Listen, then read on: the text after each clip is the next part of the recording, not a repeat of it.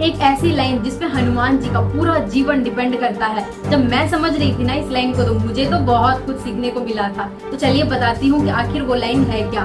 तो अभी तक हम समझ रहे थे हनुमान चालीसा का अर्थ, ये है पार्ट 21। तो वो सीक्रेट लाइन है, रामचंद्र के काज संवारे, मतलब कि हनुमान जी जो हैं वे श्री राम जी के काज को पूरा करते हैं। राम काज का मतलब क्या होता है? राम काज का मतलब क्या ये होता है कि कोई बहुत बड़ा काम करना, संजीवनी बूटी लाना, लंका जलाना, या तो फिर हनुमान जी की तरह राक्षसों से युद्ध करना, कि इसे ही बोलते हैं? नहीं, राम काज का मतलब ये होता है कि वो हर एक छोटा से छोटा काम जिसे करते समय हम प्रेम पूर्वक उस काम को करते हैं और श्रद्धा के साथ करते हैं और निष्काम भाव के साथ करते हैं। निष्काम भाव का मतलब ये होता है कि जो भी उसका रिजल्ट होगा उस काम का, या तो फिर सक्सेस मिलेगी या तो फिर फेलियर मिलेगी, उससे हमें कोई भी अटैचमेंट नहीं होती है और उस काम को हम 100% देके पूरा करते हैं। उसे ही निष्काम भाव से काम करना कहा जाता है। जब हनुमान जी राम काज करते हैं ना, तो उनका मैं खत्म हो जाता है, मतलब कि मैं कर रहा हूँ ये काम, मेरा सक्सेस, मेरा फेलियर, ये खत्म हो जाता है और बचता है तो सिर्फ तू ही तू। तो वही अंत में राम काज कहलाता है, मतलब जो भी उसका रिजल्ट होगा वो भगवान का ही होगा। ये सारी बातें इंपॉर्टेंट हो जाती है राम काज के। कॉन्ग्रेचुलेशन, आपको तो राम काज का मतलब समझ में आ गया है। हनुमान जी तो बहुत सालों से, बहुत युगों से राम काज करते हुए आ रहे हैं। क्या आप भी हनुमान जी का साथ नहीं देंगे राम काज करने के लिए? कमेंट सेशन पे जरूर बताना। आखिर कब हनुमान जी को ये बात पता चला कि हनुमान जी श्री राम जी के बिना कुछ भी नहीं है? इसे समझने के लिए एक छोटी सी स्टोरी सुनाती हूँ मैं। जब सारा युद्ध खत्म हो गया था, मतलब कि रावण की मृत्यु हो गई थी और सारा युद्ध समाप्त हो गया था, तो ऑब्वियस सी बात है सभी को मिलके सेलिब्रेट कर रहे थे। तो हनुमान जी जो हैं वो एक जगह पे जाके बैठे थे और वहां पर बैठ के राम राम और जैसा हमेशा करते हैं वैसा बैठ के कर रहे थे। तो एक वानर उनके सामने आया। सामने आकर के वो कहता है कि हनुमान जी, आपने तो बहुत बड़ा बड़ा कार्य किया है, सीता माता को खोजा है और संजीवनी बूटी लाई है और आपने युद्ध भी किया है, आपसे बड़ा कौन ही हो सकता है? ऐसा करके हनुमान जी को आके वो वानर कहता है।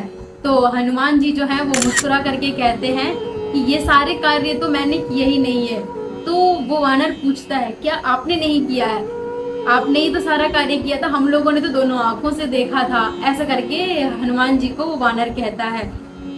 तो हनुमान जी कहते हैं कि जब मैं समुद्र पार करने वाला था तो मेरे पास इतनी शक्तियां नहीं थी, मैं तो पूरी शक्ति को भूल चुका था पहले ही, मुझे कुछ भी याद नहीं था, मेरे में उतनी हिम्मत नहीं थी कि मैं जाके उस काम को कर पाऊं। लेकिन जब मैं श्री राम का नाम लिया तो उसी समय मेरे पास शक्ति आई और उसी शक्ति के कारण मैं उस काम को कर पाया। ऐसा करके हनुमान जी कहते हैं। फिर कहते हैं कि जब मैं लंका दहन के लिए गया था तो वहां पर मुझे भीम रूप लेना था, तो मेरे पास उतनी कोई भी शक्तियां नहीं थी, मैं तो एक साधारण वानर हूँ। लेकिन जब मैंने श्री राम जी का नाम लिया तभी मेरे पास शक्तियां आई थी। और जब मैं संजीवनी बूटी लाने के लिए गया था तब तो मैं सब कुछ भूल चुका था, मुझे कुछ भी समझ नहीं आ रहा था कि मैं क्या करूं। लेकिन उस समय मैंने श्री राम जी का नाम लिया, तब मुझे समझ में आया कि आखिर मुझे करना क्या है। तो हर जगह पे मैंने राम जी को याद किया, उसके बाद ही मैं उस कार्य को पूरा कर पाया। तो अब तुम ही बताओ कि वो कार्य मैंने किया है या तो फिर श्री राम जी ने किया है?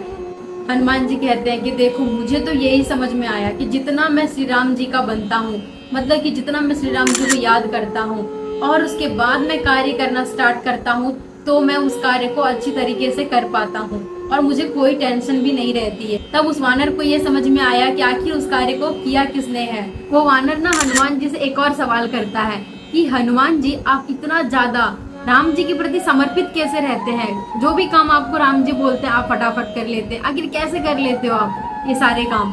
तो हनुमान जी कहते हैं कि देख, मेरे पास ना तो बुद्धि है, मैं एक साधारण सा वानर हूँ, ना मुझे सेवा करनी आती है, मुझे कुछ भी नहीं आता है। लेकिन जब मैं श्री राम जी का नाम लेता हूँ ना, तो उसके बाद वो काम जो है अपने आप कैसे करना है, क्यों करना है, सब कुछ मेरे को समझ में आ जाता है और पता नहीं कहाँ से इतनी सारी शक्तियाँ भी आ जाती है। एक बहुत गहरा लाइन हनुमान जी उस वानर से कहते हैं कि जब कोई इंसान समर्पित होके काम को करता है तो वही काम, जो भी वो काम होता है, वो काम राम जी तक पहुंचने का एक रास्ता बन जाता है। तीसरा सवाल हनुमान जी से वो वानर ये करता है कि पूछता है हनुमान जी, जब आप काम करते हो ना, आप थकते नहीं है क्या? काम करते करते इतना सारा काम कर लेते हो, समझ रहे हो? अब हमारे जैसे ही हालत, काम करते करते रुक जाते हैं, प्रोक्रास्टिनेट करते हैं कि बाद में करेंगे इस काम को। तो वही प्रश्न वो वानर भी करता है। तो उसके बाद हनुमान जी ना मुस्कुराने लगते हैं। मुस्कुराते हुए हनुमान जी कहते हैं कि जब वो काम मेरा होगा तभी तो मैं थकूंगा ना, वो काम तो श्री राम जी का है, और श्री राम जी मुझे कितने प्रिय हैं ये तो तुम्हें पता ही होगा, है ना?